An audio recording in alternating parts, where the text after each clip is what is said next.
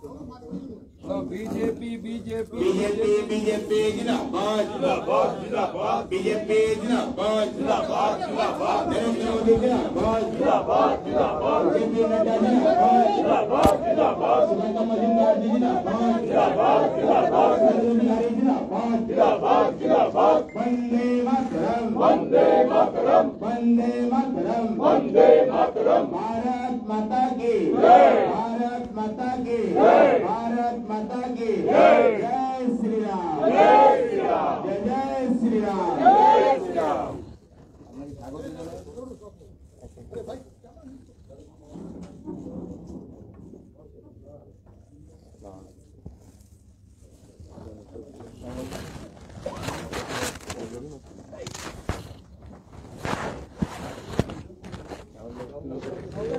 भारत माता की भारत माता की बीजेपी जिंदाबाद जिंदाबाद जिंदाबाद बीजेपी जिंदाबाद जिंदाबाद जिंदाबाद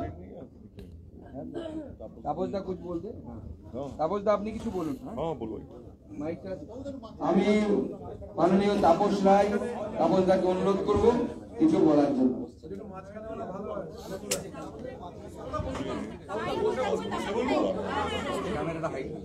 নমস্কার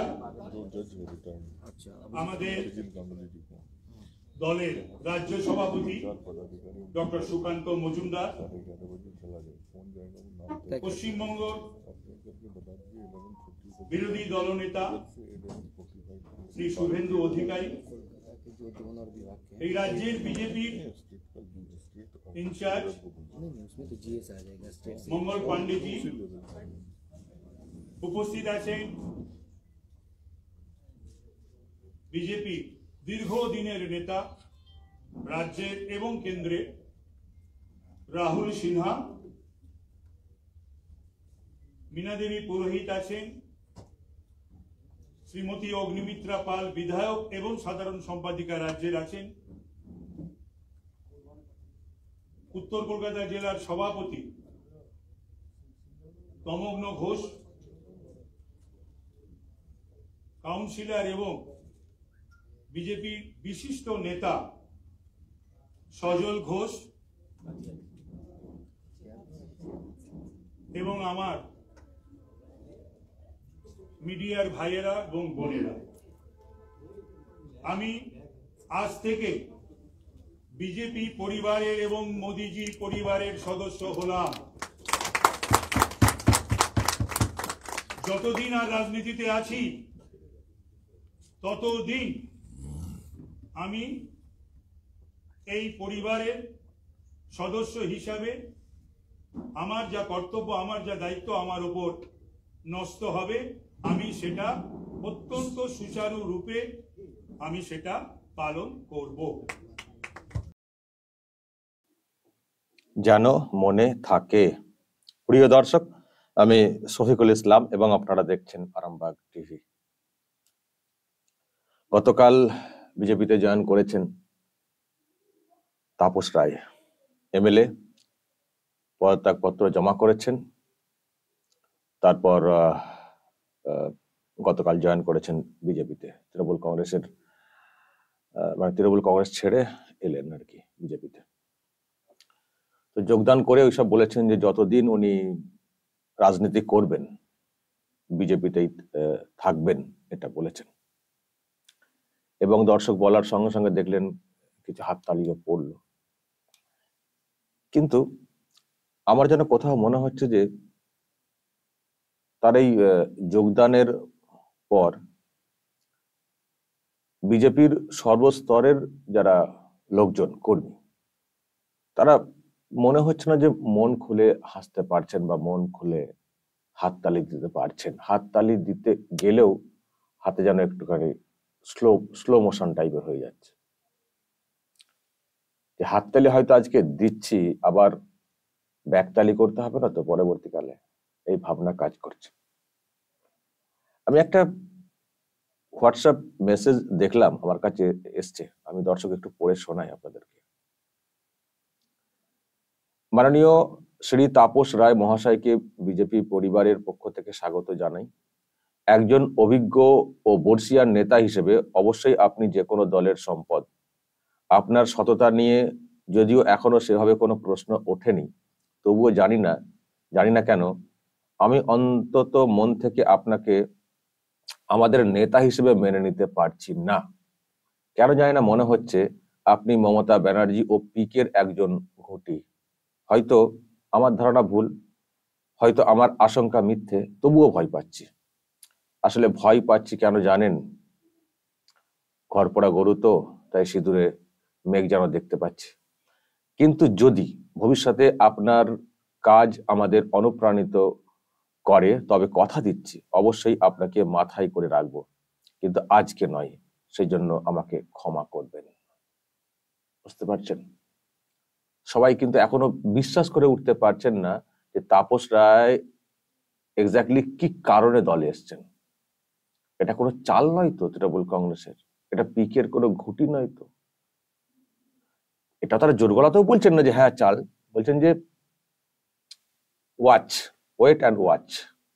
এখন দেখতে হবে, বুঝতে হবে, পরীক্ষা করতে হবে, এবং তাপস রায়কেও প্রমাণ করতে হবে না তিনি চরবৃত্তি করতে আসেননি, পিকের ঘুঁটি হিসেবে আসেননি, তিনি ভালোবেসে এসছেন। সেই প্রমাণ করার দায়িত্বটাও কিন্তু তাপস রায়ের, তার কাজের মাধ্যমে, তার কর্মসূচি, দলের প্রতি ভক্তি, অন্যদেরকে গ্রহণ করা, দলের যারা রয়েছেন সকলকে নিয়ে চলার মানসিকতা, ওভারঅল এই দলটাকে শক্তিশালী করার ক্ষেত্রে তার সদর্থক ভূমিকা দেখিয়ে তাকেও কিন্তু প্রমাণ করতে হবে যে না, তিনি ভালোবেসে এসছেন, দলটা করবেন বলে এসছেন। ফলে এখনই গতকালকে জয়েনের পরেই সবাই কিন্তু আনন্দ উচ্ছ্বাস প্রকাশ করতে পারছেন না। সবার মধ্যে, মানে সবার না, অনেকের মধ্যে একটা সংশয় কাজ করছে যে সত্যি এসছেন তো, নাকি এই ভোটের জন্য এসছেন। কোনোরকম করে হয়তো মানে জিতলেও লাভ, হারলেও লাভ। জিতলে সুদীপ ব্যানার্জি জিতবেন যদি উত্তর কলকাতায় দাঁড়ান, আর হারলে তিনি মানে আর যদি তৃণমূল হারে তাপস রায় জিতবেন, জিতলে তো চলে যাবেন ওখানে, তার মানে সেই তো ঘরেরই থাকছে সিটটা। এই প্রশ্ন মানুষের মনের মধ্যে রয়েছে। ফলে এখন তাপস রায়কেও প্রমাণ করতে হবে যে না, তিনি মানে ওই রকম চক্রের মধ্যে থেকে আসেননি, ভালোবেসে এসছেন। তার মনে হয়েছে এই দলটা করা দরকার, সেই জন্য এসছেন। মোদীর পরিবারের সদস্য হতে চেয়েছেন, সেই জন্য এসছেন। এটাকে প্রমাণ করতে হবে, এবং প্রমাণ করতে গেলে দর্শক সময় লাগবে। এক্ষুনি সত্যি গতকালকে জয়েন করলেন, আজকে একেবারে গদগদ হয়ে যাওয়া এটা নয়। আর এখনই প্রমাণ পাওয়া যায় না, এই জন্যই দর্শক প্রমাণটা এখনই পাওয়া যায় না। আর বা এই প্রশ্নগুলো উঠছে এই জন্যই, কারণ সত্যিই তো ঘরপড়া গরু তো, তারা তো দেখেছেন না। রাজীব ব্যানার্জির কথা ভাবুন না, কি সব বলে এসছিলেন না রাজীব ব্যানার্জি, এসে কত কি বলেছিলেন না। তারপরে কি হলো? চলে গেলেন মুকুল রায়, একেবারে দলকে ভেঙে তছনছ করে দেওয়ার মতো একটা অবস্থা। তিনিও চলে গেলেন, এবং নেত্রী বললেন তৃণমূল কংগ্রেসের, উনি আমাদের বিরুদ্ধে তো কোনো কথা বলেননি। তার মানে সেটিং এ ছিলেন। মানে এই সবগুলো শুনলেন, এবং আরো অনেকে দেখবেন এসেছেন চলে গেছেন।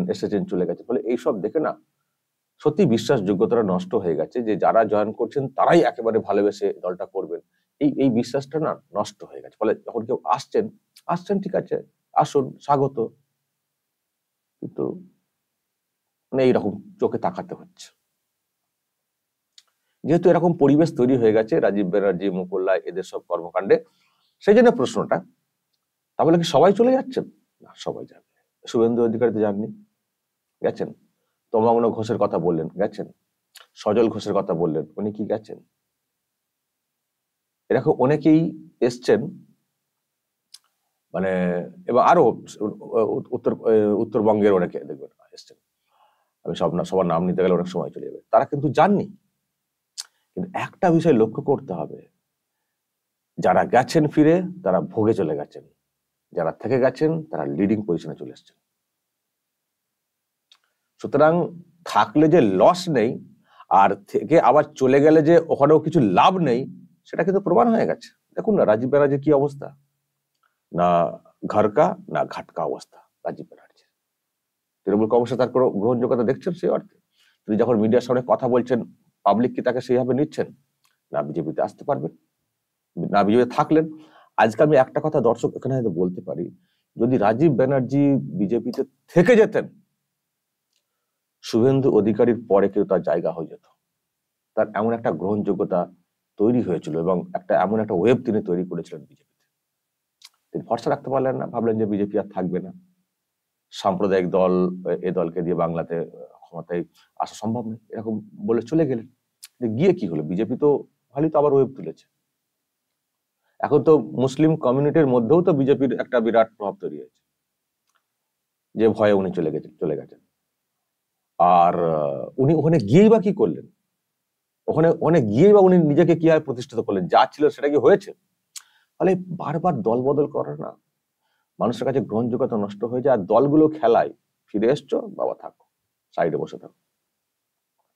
বাবুল সুপ্রিয় বিজেপিতে কি তার পাওয়ার ছিল, বিজেপিতে কি ধরনের প্রচারে ছিলেন, কত কাজের সুযোগ পেতেন, শুধু মন্ত্রিত্বটা নিয়ে নেওয়া হয়েছে বলে এমপি পদে আর থাকতে ইচ্ছে করলেন না, উনি আবার মন্ত্রী হতে চান। কি মন্ত্রী হলেন?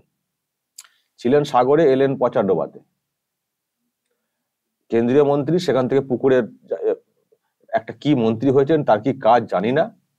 ওই রকম একটা তার একটা আলাদা পরিচিতি ছিল বলিউডের, ন্যাশনাল। সেই লোকটা পাত্তা পাচ্ছে না এই ইন্দ্রনীল সেনের কাছে। ভারী গলায়, হেড়ে গলায় যে গানগুলো গান, শিল্পীকে সম্মান দেওয়া উচিত। দর্শক, হেড়ে বলতে আমি ওই সেন্সে বলছি না, ভারী গলায় বলছি, ডোন্ট মাইন্ড। তো যাই হোক, তো সেখানে বাবুল সুপ্রিয় ওই রকম মাপের একজন সিঙ্গার, পরিচিতি তার। তো তিনি পাত্তা পাচ্ছেন, দিদিমণি তাকে পাত্তা দিচ্ছেন। সেই ইন্দ্রনীল তুমি একটা গান গাও, ইন্দ্রনীল তুমি একটা করো, ইন্দ্রনীল তুমি খুব ভালো অ্যাঙ্কারিং করো, তুমি বিনা পয়সা অনেক কাজ করে দাও। বাবুল সুপ্রিয় পাত্তা পাচ্ছেন, যিনি ফুঁক দিচ্ছিলেন, সেই একটা কি দিয়েছিলেন পুরস্কার, পেরেছেন? দিদিমণির কাছে ঘেঁচতে পেরেছেন? তাকে সিনে দেখতে পান আপনারা?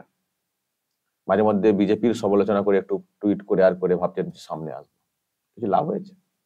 ফিনিশ। প্লেইং 11-এ খেলতে চেয়েছিলেন, ফিনিশ। কোথায় খেলছেন দেখতে পাচ্ছেন আপনারা। এরকম অনেকে গেছেন, সর্বনাশ হয়ে গেছে। ফলে যদি তাপস রায় থাকেন, নিশ্চয়ই বিশ্বাসযোগ্যতা তৈরি হবে। শুভেন্দু অধিকারীদের যে এখন পজিশন, তারও সেই গ্রহণযোগ্যতা তৈরি হবে। আজকে সজল ঘোষ দেখলে তাদেরকে কি মনে হয়? তৃণমূল কংগ্রেসের কোনো ছিটে ফোটা আছে? ভালো জায়গা তারা করে নিয়েছেন। তো তাপস রায় যদি ওটা থেকে করতে চান, নিজেরও লাভ পলিটিক্যালি, এটা বলা কিন্তু কোনো অপেক্ষা রাখার, কারণ বিজেপি একটা সর্বভারতীয় দল, এতটা সহজ নয় শেষ করে দেওয়া। তো দেখা যাক, তবুও পরীক্ষা নিরীক্ষার ব্যাপার আছে, মানুষ অপেক্ষা করছেন, কর্মীরা অপেক্ষা করছেন, থাকলে ভালো, না হলে ওনারই ভবিষ্যৎ ভোগে খুব একটা লাভ হবে না, তাৎক্ষণিক লাভ হতে পারে, কিছু হবে না, কারণ আলটিমেটলি মানুষকে নিয়ে চলতে হয়। আর যদি থেকে যান, তো বললাম যেটা উদাহরণ টেনে, কিন্তু আমি আবারও বলছি, এখনো কিন্তু মানুষের মনে প্রশ্ন রয়েছে। আর আমি আরেকটা বিষয় দেখিয়ে শেষ করবো দর্শক। আমি কালকে দেখলাম অভিষেক ব্যানার্জি একটা এরকম পোস্ট করেছেন এক্স হ্যান্ডেলে, বিজেপির ওয়াশিং মেশিন কন্টিনিউ বলে, মানে তাপস রায় যদি জয়েন করেছেন, এরকম করে মাথা নিচু করে ছবি দিয়ে দিয়েছে। আমার প্রশ্ন অভিষেককে, আপনি আবার এখানে ওয়াশিং মেশিন বলছেন কেন? যখন এনাদের বাড়িতে ইডি গেছিল, তখন তো বলছিলেন যে পলিটিক্যালি ইডি যাচ্ছে, তার মানে এনাদের কোনো দোষ নেই। যাদের বাড়িতে ইডি যাচ্ছে, আপনি সেটা বিশ্বাস করেন, এটা হচ্ছে পলিটিক্যালি মোটিভেটেড, বিজেপি করাচ্ছে, কিছু অনলাইনে কিছু নেই, জাস্ট বিজেপি মেলাইন করার জন্য করছে। যখন বিজেপি মেলাইন করার জন্য করছে বলে আপনারা সেই সময় বলতেন, তো এখন ওয়াশিং মেশিন কথাটা আসবে কেন? শুভেন্দুকে তো না হয় অন্য একটা ছবির কথা বলেন, নারদ বলে বলার চেষ্টা করেন, কিন্তু তাপস রায়কে তো দুদিন আগেও আপনারা গার্ড করছিলেন যে না পলিটিক্যালি মোটিভেটেড, এইসব ইডি দোষের ব্যাপারে। তো এখানে আবার ওয়াশিং মেশিন কেন আবার কথাটা আসছে? তাহলে এখন আপনারা ভাবছেন যে তার মানে তাপস রায় করাপ্টেড, ভাবতে শুরু করে দিয়েছেন। তার মানে বিজেপিতে এলেই হচ্ছেন তিনি দুর্নীতিগ্রস্ত, আর তৃণমূল কংগ্রেসে থাকলে বা তৃণমূল কংগ্রেস চলে গেলে তিনি হয়ে যান ফ্রেশ, যেমন রাজীব ব্যানার্জিকে করেছেন। রাজীব ব্যানার্জি যখন এসেছিলেন তখন খুব দুর্নীতিগ্রস্ত ছিলেন, আর রাজীব ব্যানার্জি যখন চলে গেছেন তৃণমূল কংগ্রেসে, আর তার বিরুদ্ধে দুর্নীতি নিয়ে কোনো কথা নেই, বক্তব্য নেই। এইসব করলে, এইসব বারবার অবস্থান পাল্টালে মানুষ এগুলোকে বিশ্বাস করবেন না ছেলে খেলা করছেন?